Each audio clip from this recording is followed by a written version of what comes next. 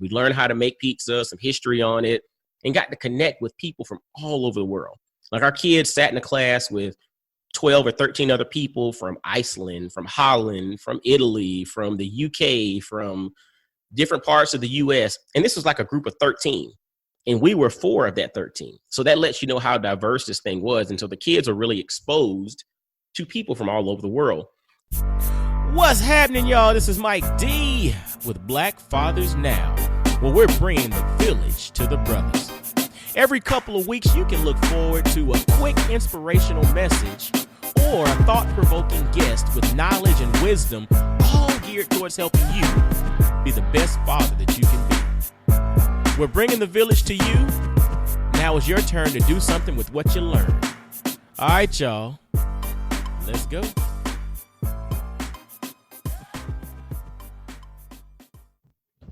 What's up, fellas? This is Mike D with Black Fathers Now.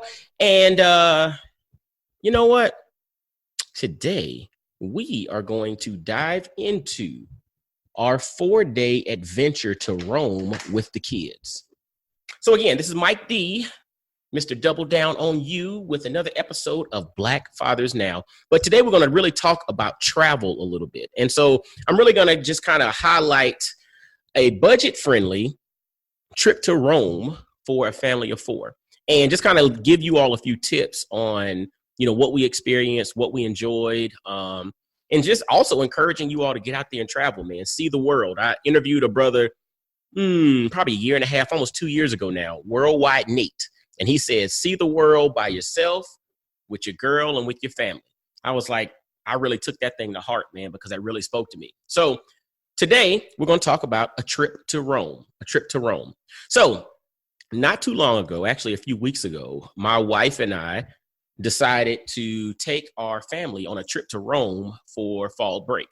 And we really didn't initially decide to go to Rome, but really an opportunity presented itself when doing an online search. And we looked at the price and we were like, yo, hold up.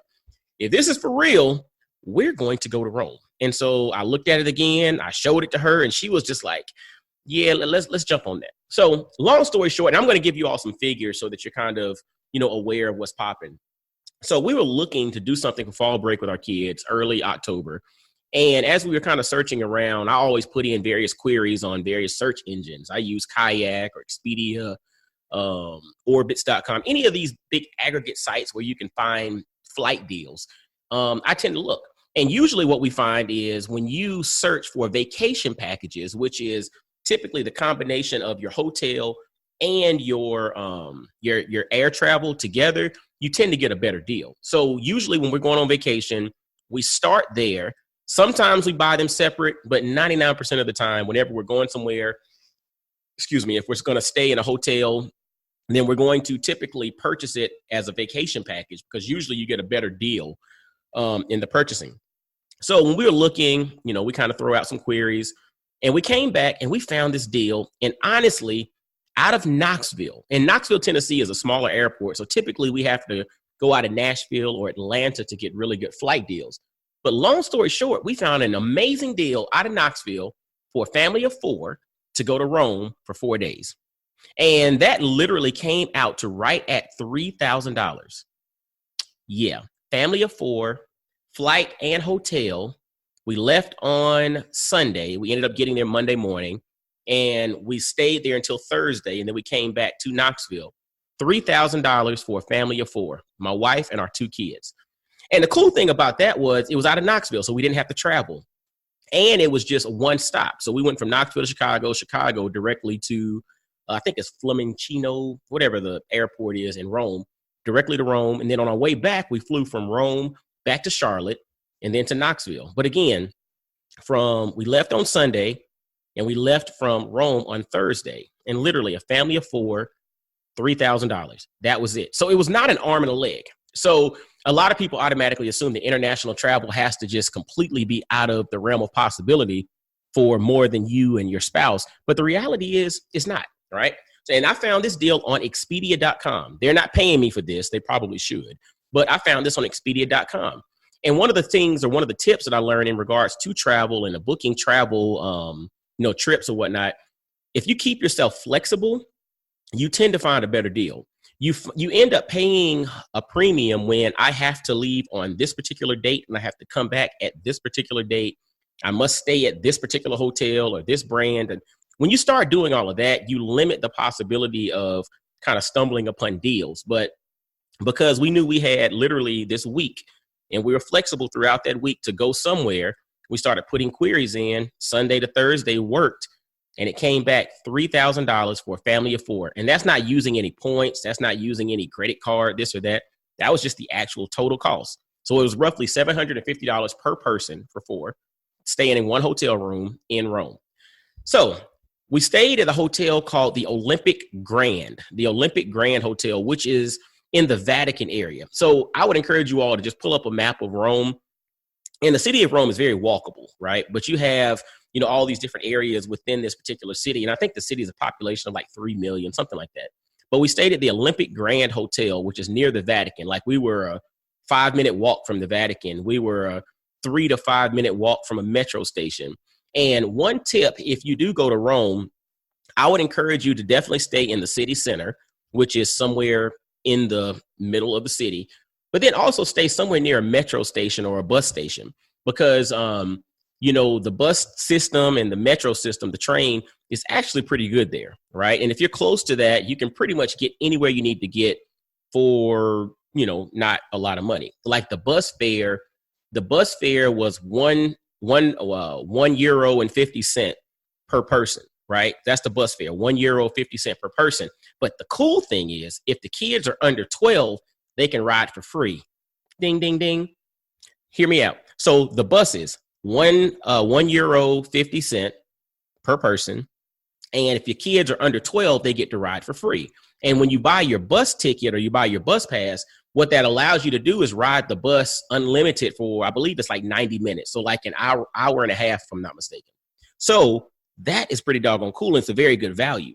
So again, if you stay near a bus station, stay near a metro station, you can get around without having to use a lot of taxis and things of that sort. And then the metro station, the train, that literally takes you to the airport and to a lot of other stops. And or if you're going to do a longer trip and get out of, Rome to some other parts of Italy or parts of Europe, you could do so from there. But I highly recommend city center, somewhere near a metro station. All right. So that's tip number 1. But we stayed at the Olympic Grand near the Vatican. And so when we got to Rome, when we go places, we like to plan excursions to an extent or plan events, but we don't like to overdo it. So typically we don't like to plan more than one thing per day, right? So when we got there on Monday, the thing that we had planned was we had a pizza making class planned. And the kids, we have our kids, they're 8 and 6. And so we did a pizza making class and we scheduled a pizza making class actually again through Expedia. And it was a restaurant called Restaurant Pasquino, and I might not be pronouncing it right because I don't speak Italian too well. But anyway, Restaurant Pasquino, they were one of the options for cooking classes. And they had a pizza making class, which we absolutely enjoyed. We learned how to make pizza, some history on it, and got to connect with people from all over the world. Like our kids sat in a class with 12 or 13 other people from Iceland, from Holland, from Italy, from the UK, from different parts of the US. And this was like a group of 13. And we were 4 of that 13. So that lets you know how diverse this thing was. And so the kids are really exposed to people from all over the world. And that was a really cool class. And it was one of those classes that was not too long. So we looked at doing some other cooking classes. And the issue for us was the fact that doing pasta making and going to the market and all of that, some of those classes were like 3 hours long. And we had a 6 and an 8-year-old. So we know from an attention span perspective, something like that is probably not best. So if you're traveling with young kids and you're looking to do a cooking class when you go to Rome, I highly recommend a pizza making class because the pizza making class is typically shorter and very engaging. Kids get flour on them and all that kind of stuff. And that's probably a better bet for the younger kids. When you have older kids or if you're going just with your spouse, go ahead and do the pasta making and all of that. That'll, take a lot longer. So we did one and we booked it through Expedia and it was Restaurant Pasquino, which is in, I think, Pasquino Square or something. Either way, we found it. We used the little Maps app. Now, speaking of Maps, Maps.me is an app that you can utilize that allows you to, pull up a map without using Wi-Fi. So when you're traveling internationally, if you don't have an unlimited plan or some international plan, you can use maps.me as kind of like your directional device as you're navigating without having to tap into Wi-Fi, maps.me. So, okay. So we did that, did cooking class, and, from there, we just kind of got lost in the city. The cool thing about Rome, again, like I mentioned earlier, is very walkable, but you also feel relatively safe. So there's a lot of alleyways and, streets and things that just kind of come upon you. Explore. And that was one of the cool things that we really enjoyed. So we did our pizza making class, but then we just got lost walking through the city, going in directions. We didn't know where we were going. We were just going, right?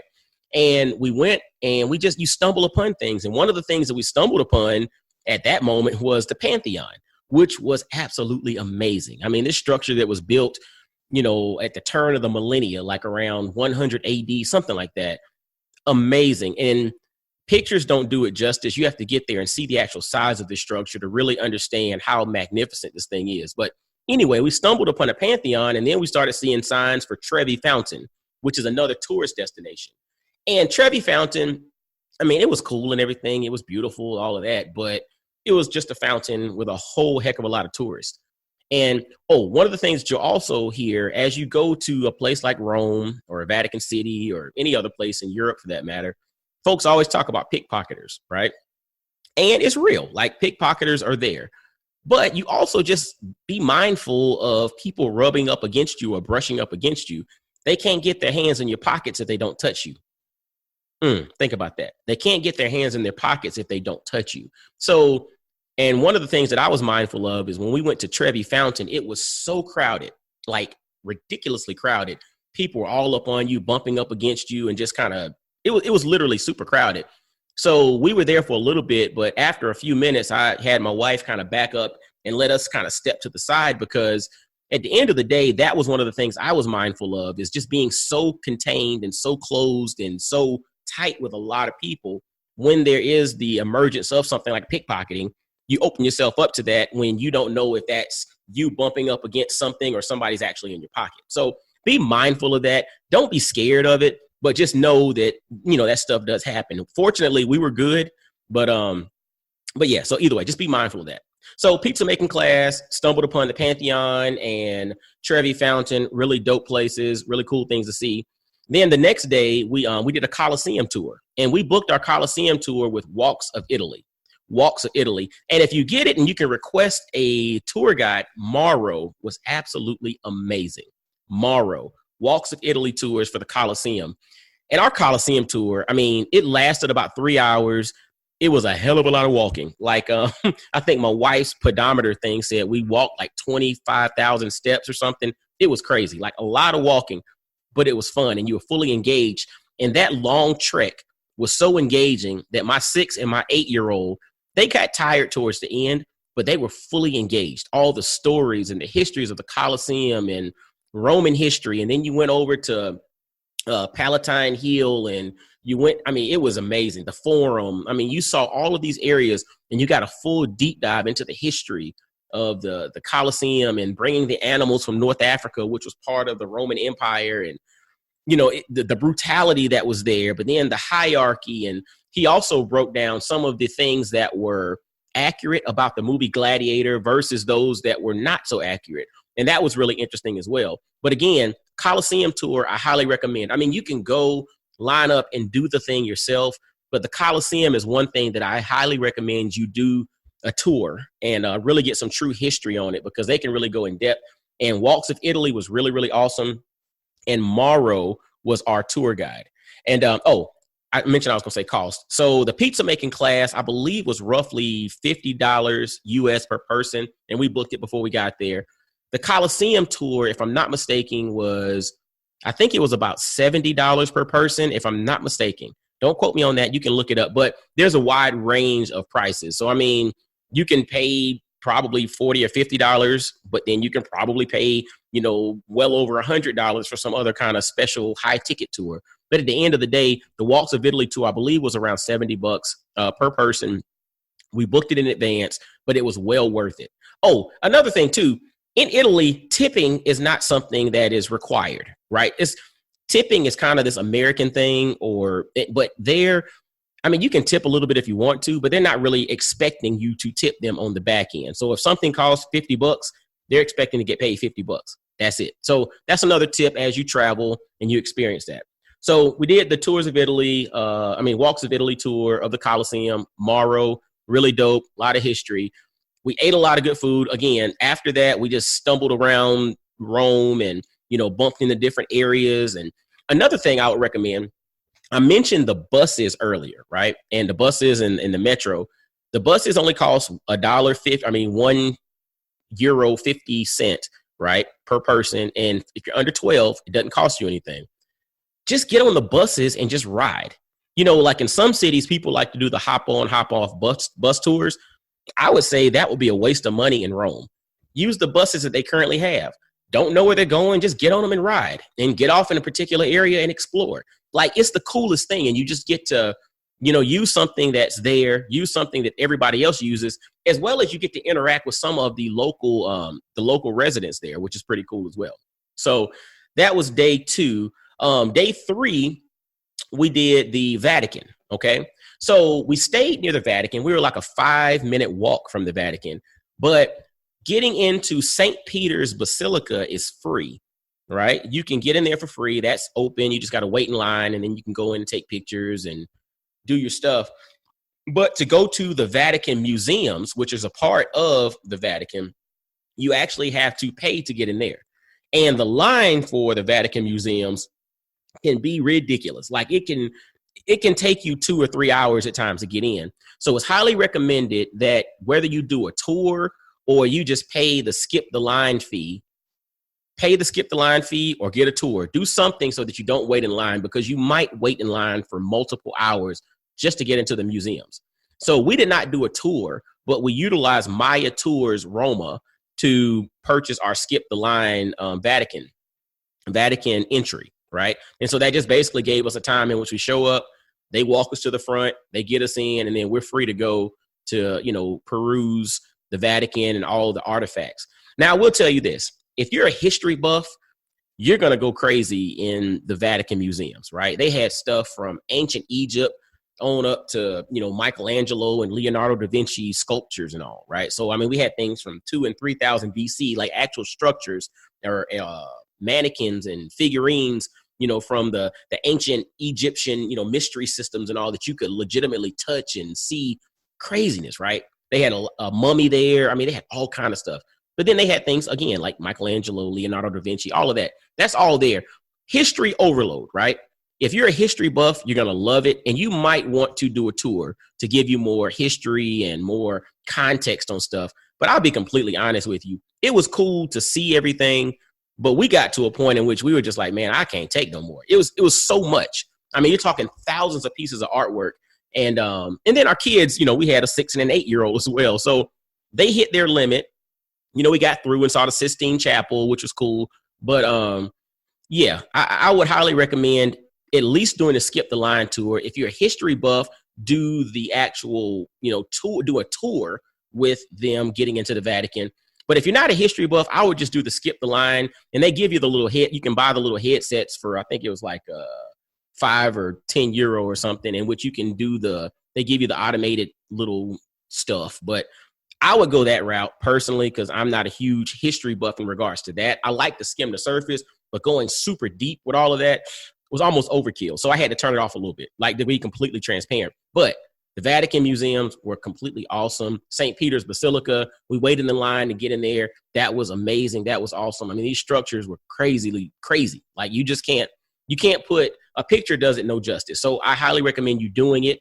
How you do it, that's up to you. We use Maya Tours Roma just to buy skip the line tours, skip the line tickets.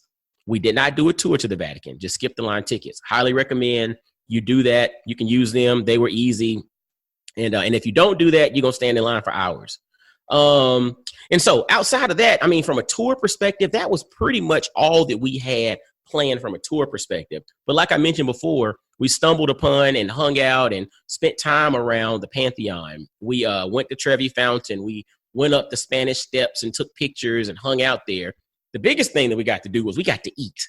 Like, I like to eat, right? My wife likes to eat. My kids, they enjoy eating. So literally, they ate gelato. I'm lactose intolerant, so I really can't do the gelato. I could taste it, but I really couldn't do the real deal gelato a lot.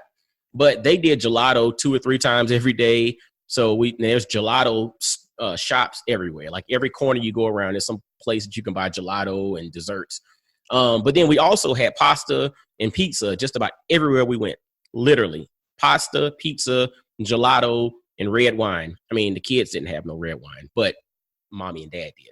And so a couple of the restaurants that we kind of, stumbled into, Amalfi Pizzeria or Amalfi. Yeah, I think it's Amalfi Pizzeria. That was pretty dope. I mean, good restaurant. It was another one, Faciolaro, Faciolaro. I believe that's what it is. I don't know. I don't speak Italian. That one was dope. Zigatana, Zigaetana, and then Susina Romana Sugiu. Like, those were a few different restaurants. And what I'll do is I'll put the names in the show notes for you all to be able to check those restaurants out. But those were a few that we ate at, man. And I'm going to be honest with you. We didn't have a bad meal the whole time we were there, right? Pasta, pizza, red wine, gelato. They had vegetables and fruits and all that kind of stuff that, you had markets all over the place. It was there. Really good food. That was what I really enjoyed as well, just kind of stumbling upon these places. And the other part of it was folks were extremely friendly.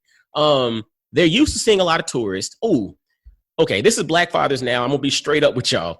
When you go to Rome, you're not going to see a lot of Black people, specifically Black Americans. You're not going to see a whole lot of us. There were a few like African immigrants who were there, but primarily they were, kind of merchants, right? They were selling things on the streets and performers and all. But as far as just tourists and people working and living and kind of navigating through Rome, that's not something you're going to see a lot of.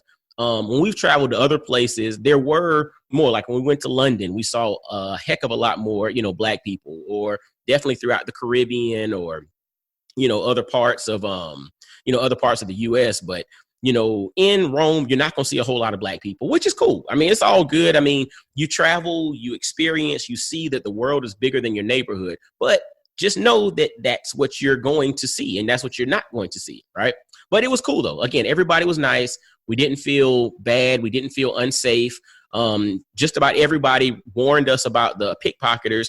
So we were vigilant about how we kept things. Like with me and money, I kept like the euros in different pockets, and I might keep I don't even think we had we didn't carry our passports with us when we were walking around, but the money and things of that sort, I would keep stuff in different pockets just in case, somebody got to me. But long story short, we didn't feel safe. We didn't feel unsafe. We didn't feel unsafe in regards to like, somebody trying to bother you or whatnot either. So it was cool. Like if you go to Rome, I mean, whether you have like 4 days like we did, or you have multiple weeks and you're making this some long trek, just go and explore. Like, don't have everything so planned out.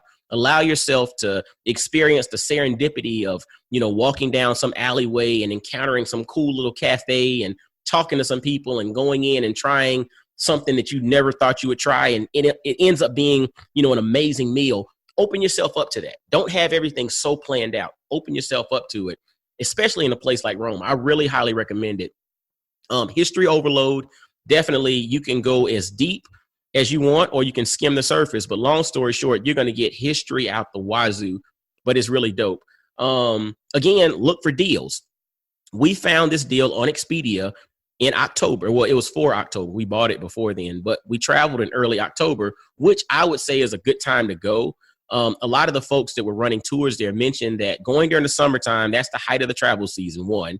But then two, is extremely hot, okay? Extremely hot, and a whole heck of a lot more people probably minimizes the experience a little bit. So we went during the fall, which was really good. The temperature was great. It was probably mid 70s throughout the day, which is good weather to walk around in, but then not too hot either. You know what I'm saying? And so maybe an off-season time is great. But think about this. They have like 30 or 35 million visitors every year. So it's going to be a lot of people regardless, no matter where when you go. But at the end of the day, I would just say find a deal and go. So what else? Did we mention? And I mentioned anything else? The buses. Oh, transportation from the airport to your hotel. You know, they have the standard cab rate. If you're at a hotel somewhere in Center City, I believe it's like 48 euros that'll take you from the airport to your hotel if you're in Center City. But you can also ride the metro. The metro takes you to the central terminal, which you can then transfer to the terminal or the location that's closest to wherever you're staying. And that's only like, I think 12 or 15 euros. And with that, just like the buses, kids under 12 ride for free. So again, if you're in Rome, use their public transportation system. It works, right? Partly so that you can go and experience and interact with locals, but then also because it's literally inexpensive and it's cool and it's effective, right? Walk around, explore, eat, share your story. And, I hope this helps you. Again, we were there. This was a pretty budget-friendly 4-day trip to Rome for a family of 4 from Knoxville, Tennessee. And we had a good time. So I hope y'all learned something. And I hope this inspires you to go and see the world as well.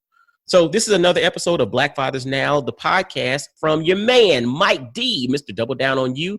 Make sure to follow Black Fathers Now on Facebook, Instagram, Twitter. Make sure to share this episode, but then just share some of your travel experiences. Encourage somebody else, encourage another brother, encourage anybody to get out there and travel and see the world. Again, like my man Worldwide Nate says, see the world by yourself, with your girl, and with your family. And until next time, y'all be blessed, well, and wise. And I'll holler at you. Peace. Yo, fellas, I hope you enjoyed today's episode. And always, always, always visit blackfathersnow.com, as well as follow Black Fathers Now on virtually every social media platform you can think of.